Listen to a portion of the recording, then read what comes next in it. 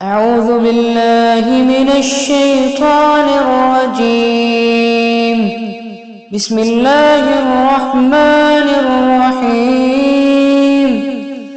والضحى والليل إذا سجى ما ودعك ربك وما قلى وللآخرة خير لك من الأولى ولسوف يعطيك ربك فترضى ألم يجدك يتيما فآوى ووجدك ضالا فهدى ووجدك عائلا فأغنى فأما اليتيم فلا تقهر وأما السائل فلا تنهر وأما بنعمة ربك فحدث. سورۃ الضحیٰ اس کا جو شان نزول ہے وہ یہ ہے کہ کچھ دنوں کے لیے ایک تو بالکل شروع میں جو رک گئی تھی فترت وحی، اس کے علاوہ پھر ایک موقع آیا ہے کہ کچھ عرصے کے لیے بہت دن گزر گئے حضرت جبرائیل نہیں آئے اور آپ کے اوپر ایک شدید قسم کی جو ہے وہ پریشانی طاری ہو گئی. کچھ لوگوں نے بھی طعنہ دینا شروع کر دیا. کچھ عرصے سے محمد تم نے کوئی نئی وحی نہیں سنائی، کیا ہوا تمہارا شیطان کیا چلا گیا بس اب؟ کوئی ایسا بھی بتایا گیا کہ ایک دفعہ کئی متواتر کئی راتوں تک آپ رات کو اٹھے نہیں تو کہا وہ تمہارا شیطان تمہیں چھوڑ گیا ہے. کوئی ساتھ کے رہنے والی عورت جو تھی کہ رات میں نے سنی نہیں تمہاری کوئی پڑھنے کی جو تم پڑھا کرتے تھے کہ شاید شیطان تمہیں چھوڑ گیا ہے. خود آپ کو جس قدر ایک اشتیاق رہتا تھا کہ وہی آئے اور آپ کی وہ روح کو جو ہے مزید اور غذا اور تر و تازگی جو ہے وہ مسلسل ملتی رہے، اس کی وجہ سے یہاں تک آتا ہے کہ حضور فرماتے ہیں کہ اس درجے میں رنج اور غم میں تھا کہ میں سوچتا تھا کہ میں پہاڑ کے اوپر چڑھ کر اپنے آپ کو گرا دوں. بربنائے طب بشری اس درجے حضور کے اوپر جو ہے یہ شاخ گزر رہا تھا کہ وہی کیسے بند ہو گئی. اور اس میں یہ بھی تھا کہ اللہ ناراض تو نہیں ہو گیا، کیا مجھ سے کوئی خطا تو ایسی نہیں ہو گئی؟ یہ سبب کیا ہوا ہے؟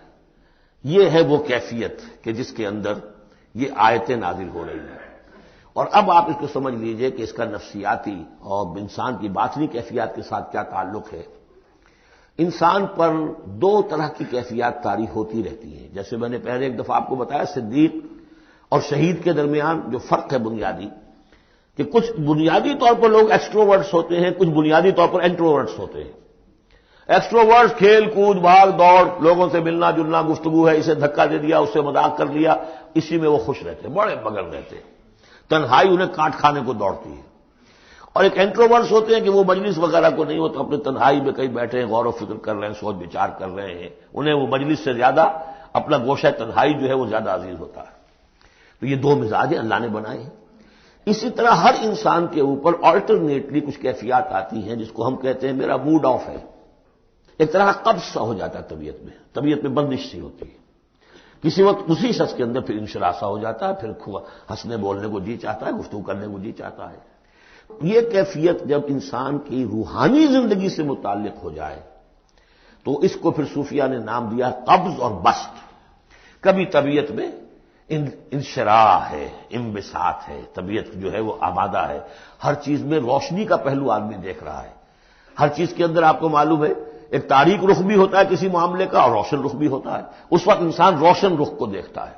اور ایک وقت میں آتا ہے کہ طبیعت میں بندش سی لگ گئی ہے، جیسے اندر کوئی پکڑ لیا کسی نے. اب طبیعت جو ہے وہ بھی اپنے اندر وہ انقباض محسوس کر رہی ہے اور پھر آدمی پیسیمسٹک ہو جاتا ہے، نا امید سا ہوتا ہے، پھر اسے ہر معاملے کا تاریک پہلو زیادہ نظر آنے لگتا ہے. تو یہ قبض اور بسط کی کیفیات ہیں. جب کبھی قبض کی کیفیت ہو، قاضی ثناء اللہ پانی پتی رحمۃ اللہ علیہ نے تفسیر مظہری میں لکھا ہے کہ قبض کی کیفیت میں اس صورت کا پڑھنا تریاق ہے. جس طرح حضور صلی اللہ علیہ وسلم کے لیے گویا کہ اس وقت جو وحی کا بند ہو جانا تھا وہ گویا کہ ایک طرح کے انقباض اور قبض کی کیفیت پیدا ہوئی تھی. اس میں اب اللہ تعالیٰ فرما رہے ہیں والضحیٰ، قسم ہے دن کے دھوپ چڑھنے کے وقت کی، واللیل اذا سجا، اور قسم ہے رات کی جبکہ وہ چھا جائے یا ساکن ہو جائے. سجا کے دونوں معنی ہے سکون. اب دیکھیے ان دونوں کو کیوں لائے؟ اس لیے کہ صبح ہے، حرکت ہے، برکت ہے، چلنا ہے، دوڑنا ہے، ہر شخص جا رہا ہے، ادھر جا رہا ہے ادھر جا رہا ہے. رات کو سکون ہو گیا، تاریکی چھا گئی، اور شور ہنگامہ ختم ہو گیا، لیکن یہ رات اور دن دونوں ضروری ہیں انسان کے لیے۔ یہاں کا نظام چلانے کے لیے اگر رات ہی رات ہوتی تب بھی یہ دنیا نہ چلتی، اور دن ہی دن ہوتا تب بھی نہ چلتا، تو رات بھی ضروری ہے۔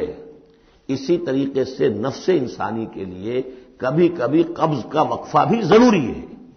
آپ اسے یہ نہ سمجھیں کہ اللہ تعالیٰ ناراض ہو گیا، یہ بھی ہماری تربیت کا ایک یوں سمجھیے کہ ایک جز ہے۔ ما ودعک ربک وما قلی، آپ کے رب نے آپ کو رخصت نہیں کیا ہے، نہ ہی وہ آپ سے ناراض ہوا ہے۔ وللآخرۃ خیر لک من الاولی، اور اس کے بعد جو وقت آئے گا اس قبض کے بعد وہ پہلی سے بھی بہتر ہوگا۔ اور میں حیران ہوتا ہوں کہ کیسے غالب نے وہ بات کہی ہے کہ جو بالکل ترجمانی ہے اس کی، رکتی ہے میری تباہ تو ہوتی ہے رواں اور، یعنی یہ کہ جب میری طبیعت کے اوپر کبھی کبھی رکاوٹ سی آ جاتی ہے، اب شعر جو ہے اچھے نازل نہیں ہو رہے، لیکن جب وہ رکاوٹ سے میں نکلتا ہوں، اس قبض سے نکلتا ہوں، رکتی ہے میری تباہ تو ہوتی ہے رواں اور، اس لیے کہ اس قبض کے بعد جب مرحلہ آتا ہے انبساط کا اور انشراح کا، تو وہ ایک قدم آگے ہوتا ہے آدمی، اس پہلی کیفیت سے ایک درجہ جو ہے اس کا بڑھ چکا ہوتا ہے۔ وَلَلْآخِرَةُ خَيْرٌ لَكَ مِنَ الْأُولَىٰ، یقیناً پچھلی ہر گھڑی، ہر ساعت اور ہر قبض کے بعد آنے والا انبساط آپ کے لیے پہلے سے اونچا درجہ لے کر آئے گا۔ وَلَسَوْفَ يُعْطِيكَ رَبُّكَ فَتَرْضَىٰ، ان قریب آپ کا رب آپ کو اتنا کچھ دے گا، اتنا کچھ دے گا، آپ کی محنتوں کے وہ نتائج سامنے آئیں گے کہ آپ راضی ہو جائیں گے۔ اب دیکھیے پچھلی صورت ختم ہوئی تھی وَلَسَوْفَ يَرْضَىٰ، یہاں ہے وَلَسَوْفَ يُعْطِيكَ رَبُّكَ فَتَرْضَىٰ، صرف ضمیر کا فرق ہے، کیونکہ صدیق پر وحی نہیں آتی، براہ راست خطاب نہیں کیا جا سکتا، وہاں وہ صیغہ جو ہے وہ غائب کا ہے، وَلَسَوْفَ يَرْضَىٰ، اور چونکہ نبی وہ ہے جس پر وحی آ رہی ہے، براہ راست مخاطب ہے، تو وَلَسَوْفَ يُعْطِيكَ رَبُّكَ فَتَرْضَىٰ، آپ کا رب اتنا کچھ دے گا کہ آپ راضی ہو جائیں گے۔ اب یہ کہ اسی قبض کی حالت میں پھر اللہ تعالیٰ اپنے احسان جتا رہا ہے، اور یہ بہترین ہے۔ کبھی طبیعت پر ڈپریشن ہو اس طرح کی اور قبض کی کیفیت ہو تو آدمی یاد کرے کس کس مرحلے پر اللہ نے میری دستگیری فرمائی، کن کن مراحل پر اللہ تعالیٰ نے مجھے مشکلات سے نکالا، اس سے وہ حوصلہ بڑھتا ہے۔ اور اس کو بھی سمجھیے کہ اسی انداز میں الم یجد کا یتیمن فآویٰ، یہ سیرت النبی کے بڑے اہم حصے ہیں جو اس میں آ گئے ہیں۔ آپ کی پیدائش یتیمی میں، پوسٹیورس چائلڈ، باپ تو پہلے ہی فوت ہو چکا ہے، 6 سال کی عمر میں والدہ گئی، 8 سال کی عمر میں دادا گئے، اور وہ یعنی جو آپ نے دیکھا ہے ابتدائی زمانہ زندگی کا تو وہ یتیمی کا۔ الم یجد کا یتیمن فآویٰ، کیا اس نے اے محمد آپ کو نہ پایا کہ آپ یتیم تھے، پھر پناہ دی، آپ کے لیے بندوبست کیا، دادا کے دل میں جو شفقت ڈالی، پھر آپ کے تایا زبیر کے دل میں جو شفقت ڈالی۔ بدقسمتی سے ہماری تاریخ میں چونکہ بہت زیادہ عمل دخل رہا اہل تشیع کا، تو عبد المطلب کے بعد فوراً ابو طالب کا نام آتا ہے، حالانکہ یہ غلط ہے تاریخی اعتبار سے۔ عبد المطلب کے بعد کافی عرصے تک زبیر جو آپ کے تایا تھے وہ سرپرست تھے، پھر ان کے انتقال کے بعد ابو طالب کا معاملہ آیا، لیکن ان کو بیچ میں سے غائب کر دیا گیا ہے۔ بہرحال اللہ تعالیٰ جو بھی کسی کے دل میں ڈالتا ہے، آخر ابو طالب کے دل میں محبت ڈالی تو کس نے ڈالی؟ وہ ہم پڑھ چکے ہیں سورہ طٰہٰ میں، وَأَلْقَيْتُ عَلَيْكَ مَحَبَّةً مِّنِّي، حضرت موسیٰ علیہ السلام کی موہنی صورت کے اوپر اللہ تعالیٰ فرماتے ہیں ہم نے اپنی محبت کا پرتو ڈال دیا کہ تمہیں دیکھنے کے بعد وہ قتل کرنے کے ارادے سے باز رہ گئے، ان کے ہاتھ چھل ہو گئے، ایسی موہنی صورت اسے قتل کرنے۔ وَأَلْقَيْتُ عَلَيْكَ مَحَبَّةً مِّنِّي وَلِتُصْنَعَ عَلَىٰ عَيْنِي، یہ ہوا ہے۔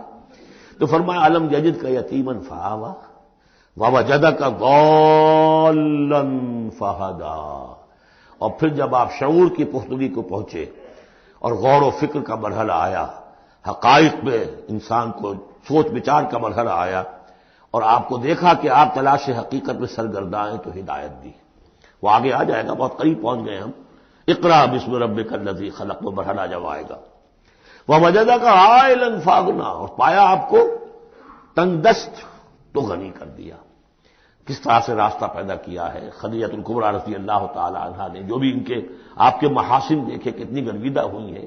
بڑے بڑے سردار قریش کے جو ہے ان سے نکاح کے خواہش مند تھے، انہوں نے خود جو ہے اپنی لونی کے ذریعے سے پیغام دیا ہے حضور کو۔ تو یہ ساری چیزیں جو ہے ان کی ساری دولت جو ہے وہ پوری کی پوری انہوں نے لا کر حضور کے قدموں میں ڈال دی ہے۔ ووجدک عائلا فاغنیٰ فاما الیتیم فلا تقہر، تو اے نبی تقاضے ان تینوں چیزوں کے کیا ہیں؟ ہم نے آپ کو یتیم پایا، پناہ دی، اب آپ بھی یتیم کی سرپرستی کیجئے، کسی یتیم کو اس کے اوپر کوئی جبر نہ ہو، سختی نہ ہو۔ وَأَمَّا السَّائِلَ فَلَا تَنْهَرْ، اور آپ جبکہ تلاش حقیقت میں سرگرداں تھے تو ہم نے آپ کو ہدایت دی، اسی طریقے سے اب آپ کو بھی کوئی شخص سائل بن کر آپ کے پاس آئے، سوال کرے، اسے جھڑکنا نہیں ہے۔ اسے جو بھی سائل دونوں طرح کے ہوتے، سوال کرنے والا کوئی علمی سوال اور سوال کرنے والا کوئی مالی مدد کے لیے۔ وَأَمَّا بِنِعْمَةِ رَبِّكَ فَحَدِّثْ، اور جو ہدایت تمہیں دی ہے ہم نے، اب اسے عام کرو، یہ نعمت ہے، آپ کے رب کا انعام ہے، یہ ہدایت جو آپ کو عطا ہوئی ہے، اس کو بیان کرو۔ اس کے بیان کرنے میں یہ بھی ہے کہ اللہ کے انعامات کا چرچا انسان کرے اس کا شکر ادا کرنے کے لیے، اور یہ بھی ہے کہ اس کو پھیلائے اور عام کرے، دوسروں تک پہنچائے، ورنہ وہ بخل ہو جائے گا کہ وہ دولت جو ہے ہدایت کی، اس کو آدمی صرف اپنی ذات تک محدود رکھے اور اس کا جو خیر ہے وہ دوسروں تک نہ پہنچائے۔ بارک اللہ لی و لکم فی القرآن العظیم ونفعنی و ایاکم بالآیات والذکر الحکیم۔